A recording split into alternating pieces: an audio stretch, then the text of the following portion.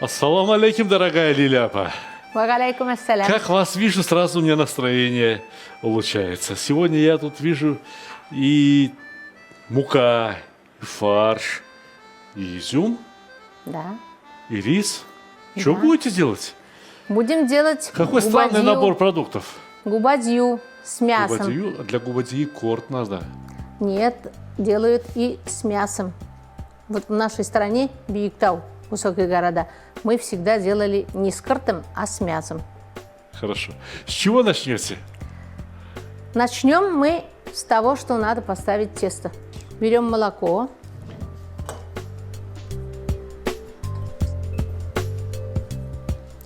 Кладем дрожжи. Это сколько дрожжей? Одна пачка? Одна пачка. Кладем сахар. Так. Вот 3 Ну, горсти ложка. сахара 3 положили. ложки сахара, да, это было 3 ложки. Соль вот такой полный горсть. Хорошая ложка, больше ложки даже, да? Да. Сейчас все это перемешиваем. Лиляпа, я вот яблочный пирог никогда не забуду, как вы меня его заставили целовать. Вы хулиганка, оказывается. А там 1 200 000 человек посмотрели, все смеются. Говорят, зачем ты, говорит, усами, бородой этот пирог целовал? Это мы Еще воздух женщины так пишут. высасывали. Знаете, зачем они пишут? Ну, завидуют, что я пирог целовал, а Да, они а бы их сами нет. хотели, может быть. Вы, Вот я смотрю, затем- ну, хорошенько размешали, чтобы и сахар растворился, и дрожжи Да. разошлись, да? Теперь муку кладем. Конечно, это уже просеянная мука. Лиляпа, еще знаете, люди же пишут, что? Почему она готовит браслеты, почему она готовит с кольцами и так далее, вот такие вещи Да. пишут. Где перчатки, пишут. Расскажите им, объясните ваше мнение на этот счет. В деревнях вот раньше Да. татары носили браслеты, кольца. Женщина в своей жизни должен износить 3 штуки браслета в жизни. Должен в жизни износить. Все равно ты должна в них ходить. В общем, татарская женщина без украшения ходить Да, не имеет права. Да. У меня эти блюда все проходят термическую обработку. Вот я сейчас Это тесто во-первых. ставлю, Так. а потом я его буду выпекать. А во-вторых, ну вот хорошо, руки моются, а украшения моются Конечно, моется. Почему не моется? Обдаю кипятком каждый день.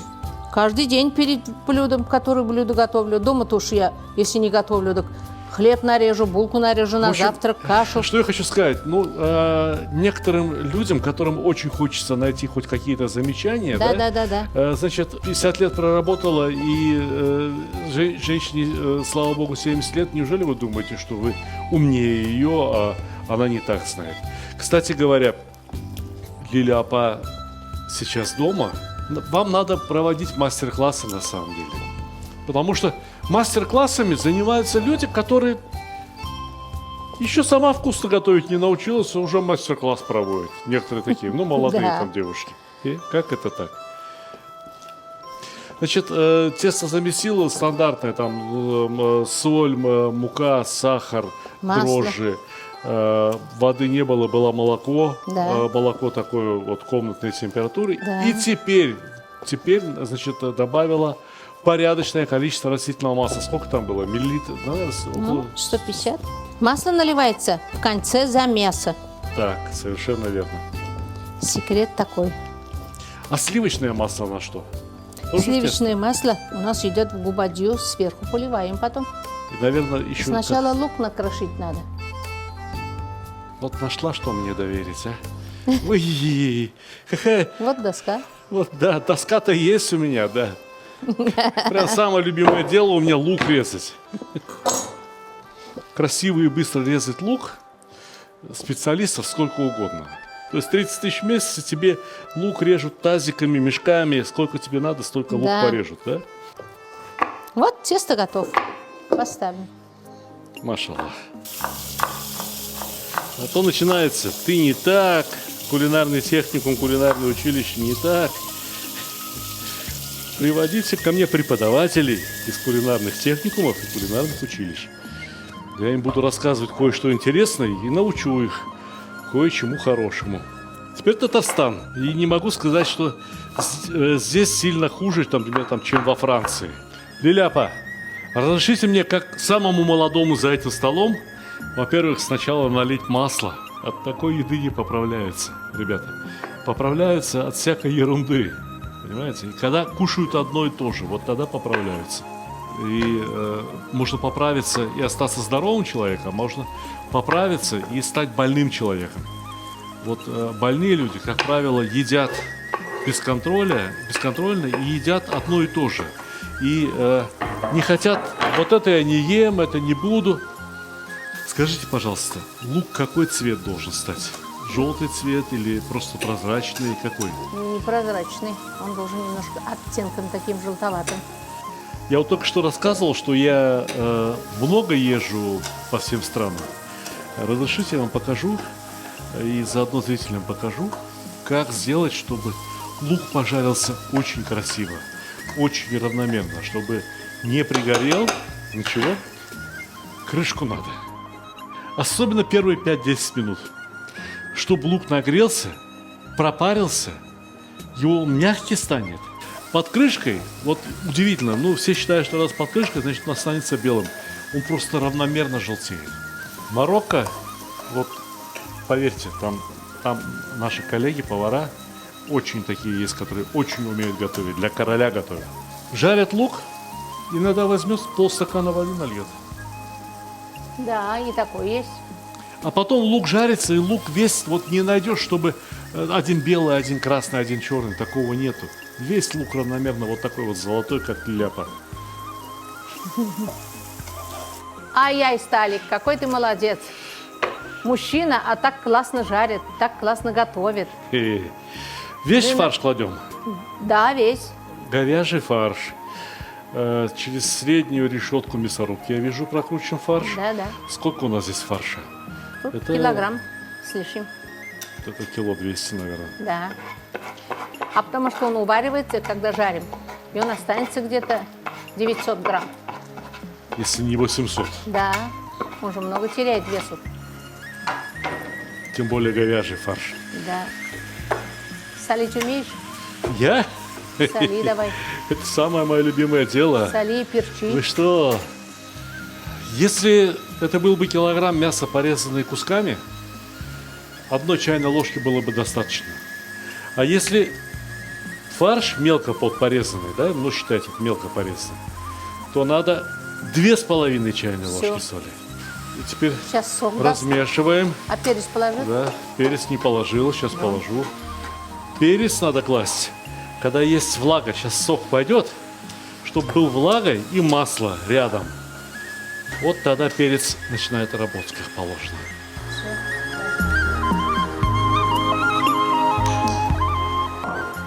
Ну что, Лиляпа, макароны есть? Давай добавим, и все, еда готова.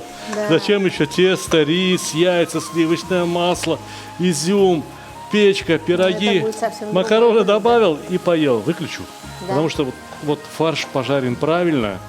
Он сейчас очень ароматный. Очень Нет вкусный. комков в нем. И, во-вторых, здесь еще осталось порядком сока.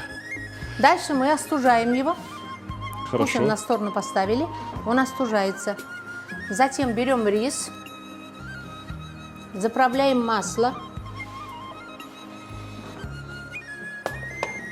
Обычный круглый рис. И после того, как он сварился и полежал, разумеется, он немножко комкуется. Долила Лиляпа масло, размешала, и каждое рисовое зернышко отдельно от другого. Рис стал рассыпчатым. Да. Рис готов. Видите, какой рис? Этот рис и так скушать можно. Ох, как хорошо тесто подошло, а? Да. Че, смазать сковородочку? Бортики смазывать? Нет. Только дно? Да. А тесто у вас такое прям мягкое получилось, а? А я жесткое не ставлю никогда. Вот тесто.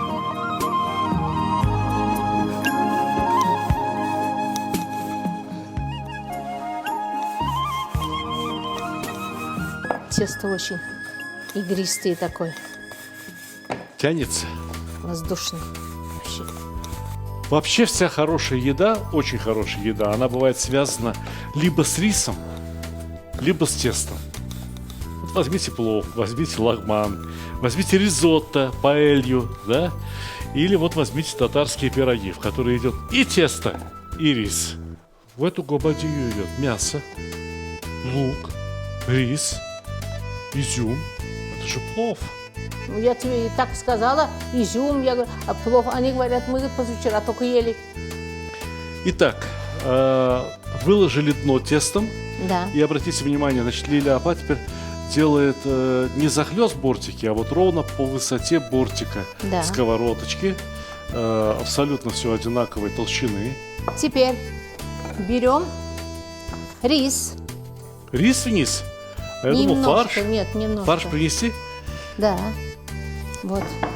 Теперь давай клади сюда фарш. Пока еще кладем. Пахнет вкусно. Туда 800-900 грамм фарша идет. Да.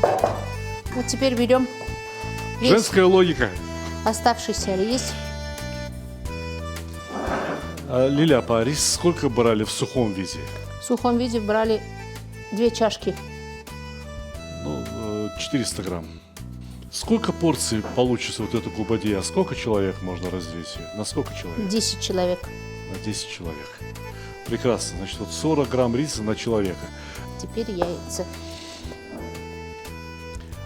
Скажите, пожалуйста, яйца вареные, это хорошо, но они же не соленые. А тут соль еще сверху добавляем же. Вот изюм у нас. Изюм сюда идет очень мало. На губадью с картом, сладкий он. Туда идет много изюма, а сюда нет. Ну так, просто, чтобы было чуть-чуть. Да, Я подготовлю пока что печку, там разберу угли, давай. раздвину, чтобы, если в печке же будем печь, да? Да. Все. Берем масло. Заранее поставили хороший кусок сливочного масла в устье печи. 20 ложек масла.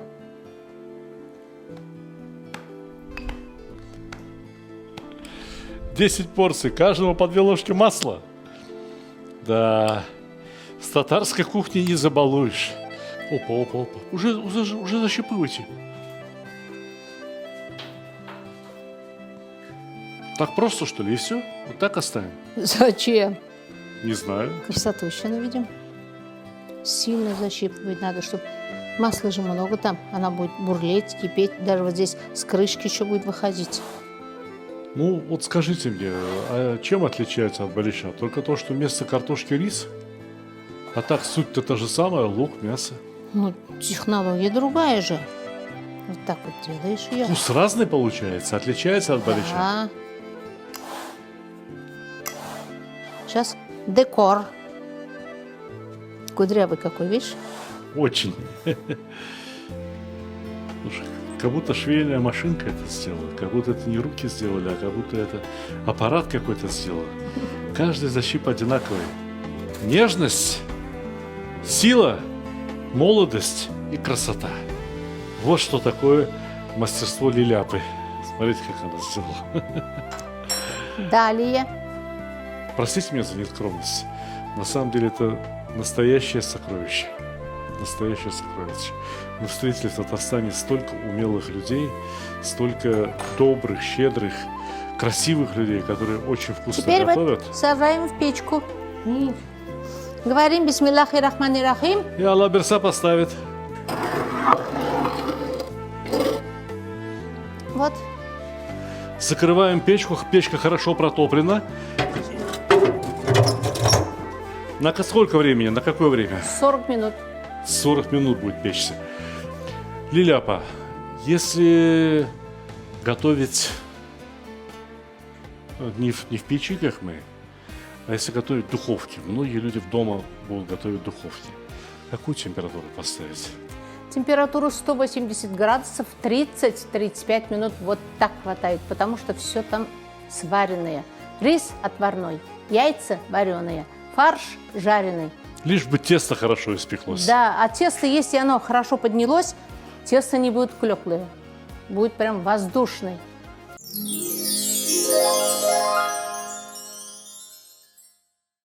Скажешь им куры, они отвечают только домашние.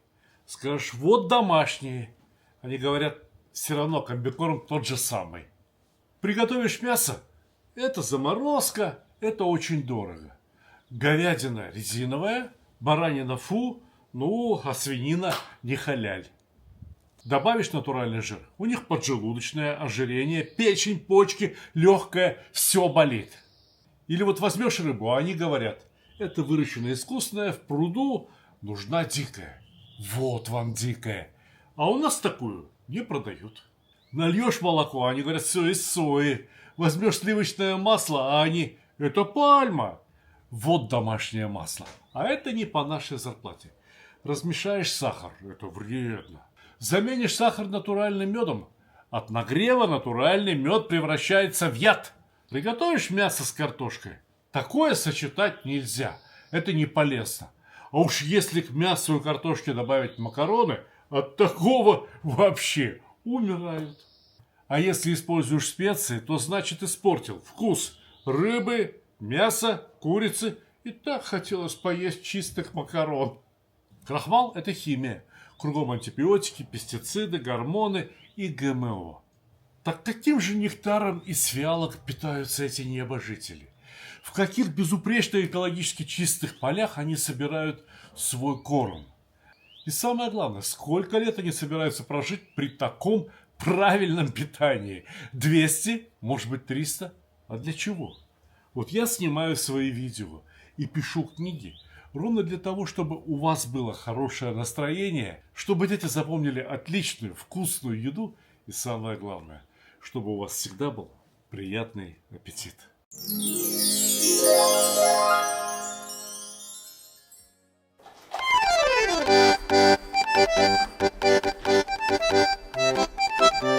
Что такое? Уже вытащили? Вытащила, уже смазала, вот маслом мажу. Маслом? Надо было мне оставить. Это же мое любимое дело. Смазывать маслом.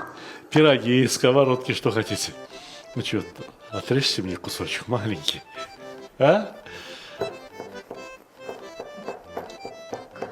Пышка такая. Да, на самом деле, тесто такое, знаете. Еще такой хрустящий, да? Снизу хрустит так. Ох ты! Ох ты! Знаете что, я хочу показать. Загляните вовнутрь. Ну, здесь, как здесь еще вот по-другому? Как по-другому? Ты отсюда берешь, а сбоку сыпется, потому что и фарш рассыпчатый, и рис рассыпчатый получается, как в плове. Это все у нас получилось даже немножко лучше, чем плов. Берите тарелочку. И нам остается только сказать вам, дорогие друзья. Ашларыгыз там ле болсын.